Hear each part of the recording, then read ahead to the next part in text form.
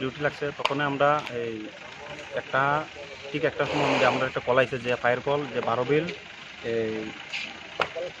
কইছে রেশন সব কইছে আমরা এই জায়গার মধ্যে একটা ফায়ার কল হয়েছে তখন আমরা তৎক্ষণাৎ আমরা আইসি আমরা তৎক্ষণ সামর্থ্য পারছি আমরা করছি পুরোপুরি মোটামুটি পুরোটাই লস হয়েছে ওখানে আমরা যতটুকু সামর্থ্য পারছি আমরা।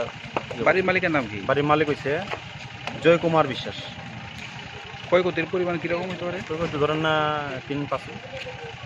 কয়টা ঘর পড়ছে? মেন ঘর একটা আর সঙ্গে কিচেন ঘর আছে। এমনি কি কিছু পাওয়া গেছে কি আগুন লাগছে? এটা তো আমরা অনেক কইতে পারতাম না, তার মানে জিজ্ঞেস করছে তো শর্ট সার্কিটের মধ্যে।